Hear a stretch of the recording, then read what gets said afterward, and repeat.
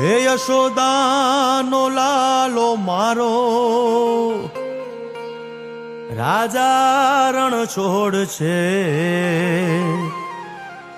એણે મને માયા લગાડી રે. હાલો હાલો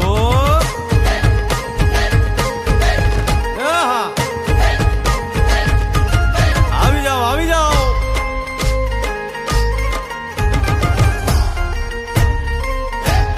ભાઈ ભાઈ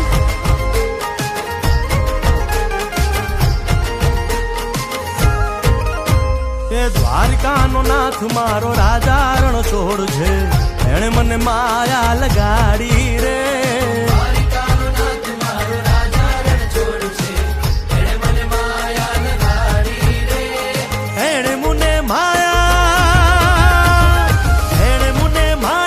લગાડી મારા વાલા, એણે મને માયા લગાડી મારા વાલા, હારે મને માયા લગાડી રે.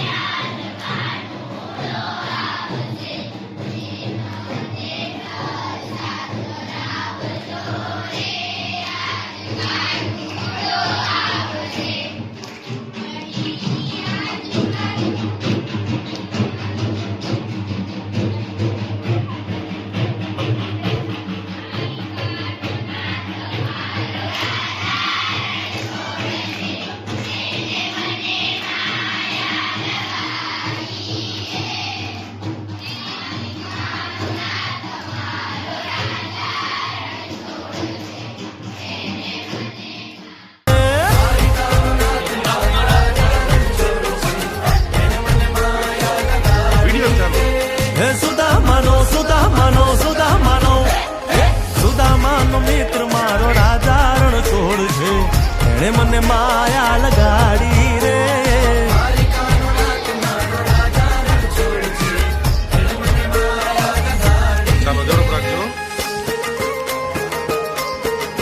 રમો રમો આ મોરલી વાળા શ્રી રાધે.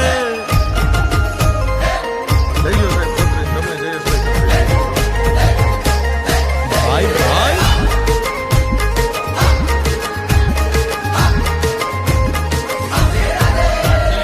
રાધાનો એ શ્યામ શબરીનો છે રામ, રાધાનો એ શ્યામ શબરીનો છે રામ.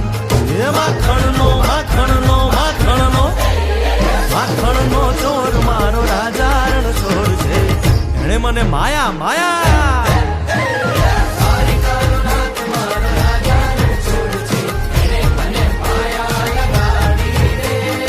એણે મને માયા લગાડી મારા વાલા, એણે મને માયા લગાડી મારા વાલા, એણે મને માયા લગાડી રે. દ્વારિકાનો નાથ મારો રાજા રણ છોડ છે, એણે મને માયા લગાડી રે.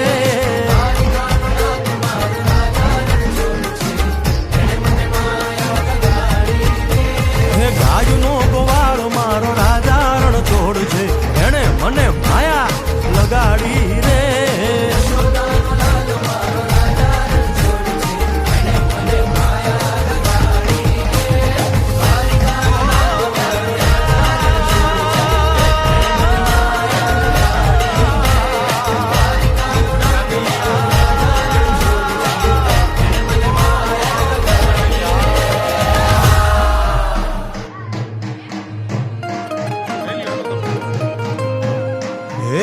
યશોદાનો લાલો મારો રાજા રણ છોડ છે. એણે મને માયા લગાડી રે. હાલો હાલો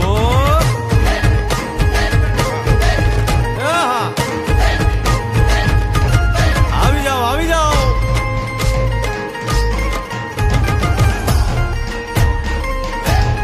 ભાઈ ભાઈ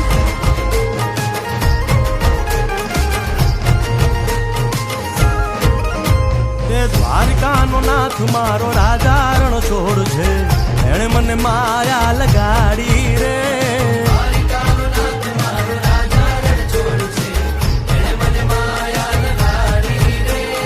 એણે મને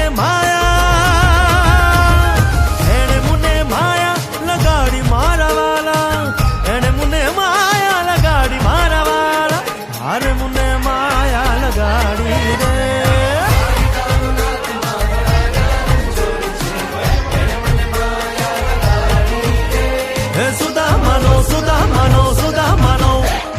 સુદામાનો મિત્ર મારો રાજા રણ છોડ છે. એણે મને માયા લગાડી રે.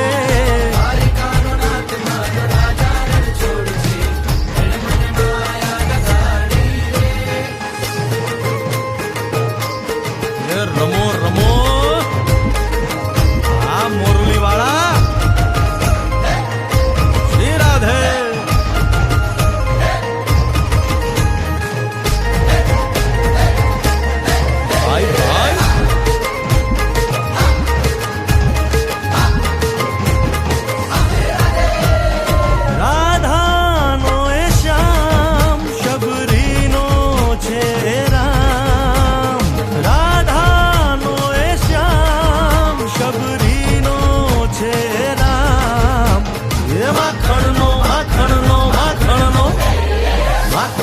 ચોર મારો રાજા રણ છોડ છે. એણે મને માયા માયા.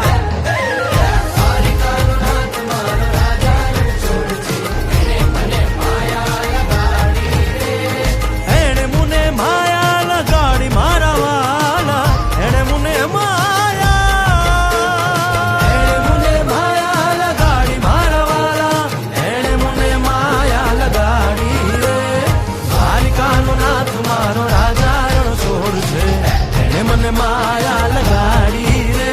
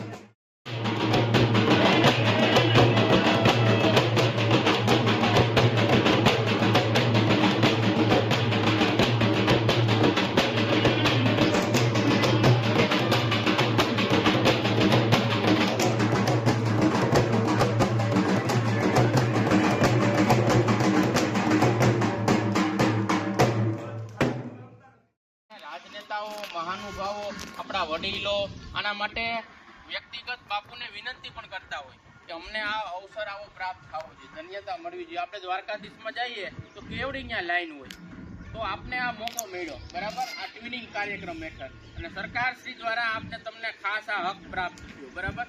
તો આપણે પણ દ્વારકાધીશનો આભાર માનીએ કે ભગવાને આપને આ ઉત્કૃષ્ટ અવસર આપને પ્રદાન કર્યો. અને આજે તમે આ બંને મંદિરો જોવો છો ને, વસ્તુપાલ અને તેજપાલ વીર ધવલ રાજા હતા, એના મંત્રી હતા, અને એમણે પોતે આ મંદિરોનું નિર્માણ કરાવેલું છે. એમના પત્ની હતા અનુપમા દેવી.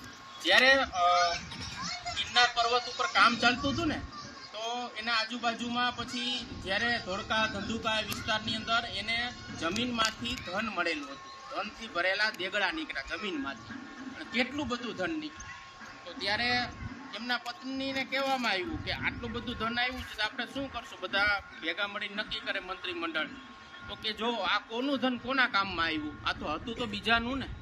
તો કે એને એવી સલાહ દીધી એના પત્નીએ અનુપમા દેવીએ કે ધનનો એવી રીતના ઉપયોગ કરાય કે કોઈ લઈ ના શકે અને વર્ષો સુધી એ વસ્તુ ટકી શકે અને જોઈ શકે ને આપને યાદ કરે.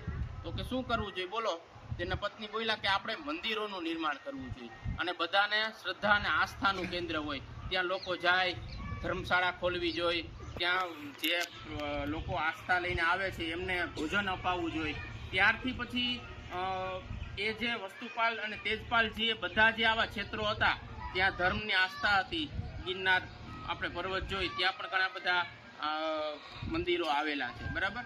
પછી એવી રીતના મંદિરોનું નિર્માણ કાર્ય શરૂ થયું. પછી જે આ શિલ્પીઓ આ બધા શિલ્પ કરે ને, એને જેટલું એને શિલ્પ કરતા ને એને ભારોભાર ધન આપવામાં આવતું. તમે જો આ બધું કોતરણી કામ છે, આ કંઈ મશીનમાં નથી બનેલું, શિલ્પીઓ દ્વારા બનાવવામાં આવેલું છે, અને બહુ વર્ષો જૂનું છે શિલ્પ. અને તમે શેત્રુંજય પર્વત ઉપર જાઓ, અહીંયા જાઓ તો ઘણા બધા આવા મંદિરોનું નિર્માણ થયું. અને બે શિલ્પીઓ હતા, વચ્ચે પડદો રાખ્યો હતો કે તમારે નિર્માણ કરવાનું છે, પણ બે શિલ્પી દ્વારા મંદિર છે ને આબેહૂબ નિર્માણ પામ્યું હતું. એમાં કોઈ જુદું નહોતું થયું, કોઈ જોતા નહોતા એકબીજાનું કામ. તો એ પણ એક આ વિશિષ્ટતા છે. અને આપણી ધરોહર જે આપણો પ્રાચીન વારસો કહેવાય ને, વર્લ્ડ હેરિટેજમાં સ્થાન પામતા હોઈએ છીએ, તો એક વર્ષોથી આપણી આ મંદિરની જે આભા છે બરાબર, દ્વારકાધીશ મંદિરની, એ આપણે અહીંયા સચવાયેલી છે. એટલે ઘણા બધા શ્રદ્ધાળુઓ બહારથી પણ અહીંયા આ દર્શન માટે પણ આવે છે, અને એનો મોકો આપને આ શાળા ટ્વિનિંગના કાર્યક્રમ દ્વારા આપને મળ્યો છે બરાબર. સુપેડી ગામે આપણે આવ્યા તો સુપેડી ગામનો આ ઐતિહાસિક વારસો છે, અને વારસાનું જતન સંરક્ષણ કરવું એ આપણી સૌની ફરજ છે. અને આપણે વર્ષોથી ભગવાન દ્વારકાધીશને પ્રાર્થના કરીએ કે આમ ને આમ ધર્મની આ જે આખલેખ છે, ટેક છે, એ સનાતન ધર્મની ટકતી રહે, અને ભગવાન દ્વારકાધીશ બધાયની રક્ષણ કરે. બોલો જય Dwarkadhish.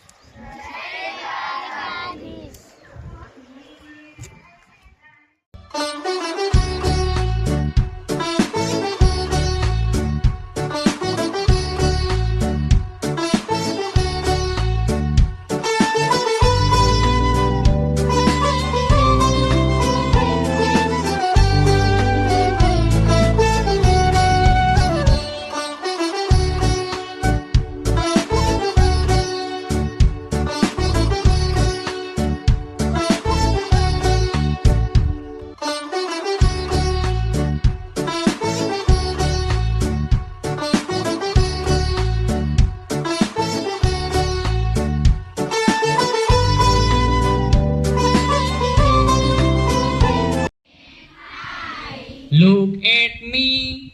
Look at me. Look at me. Look at me. I am flying. I am flying. I am flying. I am flying. Look at me. Look at me. Can you fly as I do? Can you fly as I do? Yes, I can. Yes, I can. Yes, I can. I am running.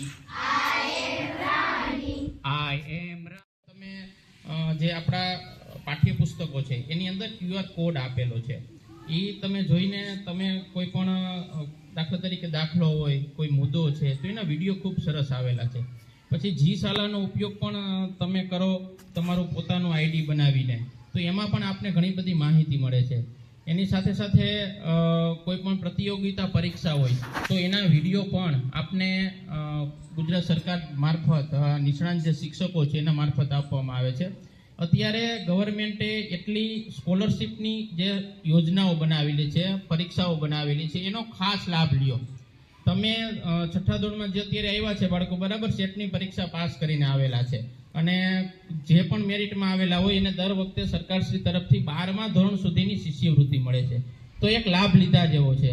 તમે through out 12 ધોરણ સુધી અભ્યાસ કરશો તો તમારો ટ્યુશનનો ખર્ચો એમાંથી નીકળી જાય. આજે ઘણી શાળાઓમાં, ઘણી જગ્યાએ, શહેરોની અંદર આપણે જોઈએ છીએ કે અત્યારનું જે પાઠ્યપુસ્તક છે ને એનો અભ્યાસક્રમ વિશાળ આપેલો છે. તો આપણે એના ખર્ચને પહોંચી વળવા માટે, મતલબ કે આપણે કોઈ સંદર્ભ સાહિત્ય લેતા હોય, કોઈ ટ્યુશન રાખતા હોય તો એનો ખર્ચો એમાંથી આપણે નીકળી જાય. એટલે સેટની પરીક્ષા છે, પીએસસીની પરીક્ષા છે, એનએમએમએસની પરીક્ષા આવે છે, જ્ઞાન સાધનાની પરીક્ષાઓ આવે છે, તેનો બહોળા પ્રમાણમાં લાભ લ્યો. એક કન્ટેન્ટ આપણું 5મા ધોરણથી આપણો પાયો થઈ જાય ને, મેટ આવે, બૌદ્ધિક યોગ્યતા કસોટી, બરાબર. એ બૌદ્ધિક યોગ્યતા કસોટી તમને જવાહર નવોદય વિદ્યાલયમાં આવે, સેટની અંદર પણ આવે, પીએસસીની અંદર પણ આવે, એનએમએમએસમાં આવે, જ્ઞાન સાધનામાં આવે. એક જ રૂટીન હોય, ખાલી એક જ વાર શીખવાનું હોય. અને રહી વાત વિષય વસ્તુની, તો વિષય વસ્તુ માટે આપણે કન્ટેન્ટની ઘણી બધી પરીક્ષાઓ પણ આપણે ઈ કન્ટેન્ટ દ્વારા લાભ લઈ શકીએ છીએ. આપણા કમ્પ્યુટર લેબ આ વિશાળ આપી, જો આ સ્કૂલ ઓફ એક્સલન્સ આવ્યું, આ આખા રાજ્યની અંદર અલગ અલગ જગ્યાએ જે સારું કામ થાય છે ને એના માટે આ શાળાનું ડેવલપમેન્ટ આપણે આ ઇન્ફ્રાસ્ટ્રક્ચર દ્વારા પૂરું પાડવામાં આવ્યું છે. તો હવે સમય બાળકો આપણે લાભ લેવાનો છે, તમારે લાભ લેવાનો છે. એક સમય એવો હતો કે સામાન્ય નાનો એવો વર્ગખંડ હતો ને એમાં રિનોવેશન મંજૂર કરવું પડતું ને બાળકો, એ ન આવતું. અમારા મોટી વાવડી ત્યાં પણ મેં સર્વિસ કરેલી છે, ત્યાં જૂના 2 રૂમ હતા, વિદ્યાર્થીઓ બેસતા ઘણા બધા, પણ ચોમાસાની અંદર નીચેથી ભેજ આવે, તમે બેસી જ ન શકો કોઈ સંજોગોની અંદર. કેટલા સમય થયા, ત્યાં તો મોટું ધારાસભ્ય પણ ત્યાંના હતા, પણ એ મંજૂર નહોતું થતું. તો આ જે લાભ છે અત્યારે ઇન્ફ્રાસ્ટ્રક્ચરથી લઈને કન્ટેન્ટનો લાભ, એ ઘણો બધો આપણે મળ્યો છે, તેનો લાભ લેવાનો છે. આટલી બધી સુવિધા ના હોય કે તમને રાબેતા મુજબની તો શિષ્યવૃત્તિ આપણે જમા થતી જ હોય, એ ઉપરાંતની જે આપણી શૈક્ષણિક યોગ્યતા છે ને એની કસોટીઓ મળે છે. અને સમય અત્યારે જ્ઞાન માહિતીનો છે. આજ તમે કોઈ પણ બાળક સાથે, તમે બીજી સ્કૂલના વિદ્યાર્થીઓ હોય, ક્યાંય બહાર અભ્યાસ કરતા હોય, તમે જોજો તમારી આવડત શક્તિ અને તમારું ટેલેન્ટ છે ને એ ત્યાં બહાર દેખાઈ જાય. કારણ કે તમે એ બધામાં ઇન્વોલેટિવ હોય, કો કરિક્યુલર એક્ટિવિટી થતી હોય, બીજી સ્પર્ધાઓ થતી હોય, અને તમે પોતે પણ એની અંદર આટલા બધા ઇન્વોલ્વ થાવ અને આગળ વધો એવી ખૂબ ખૂબ તમને શુભેચ્છા આપું છું. જય હિન્દ, જય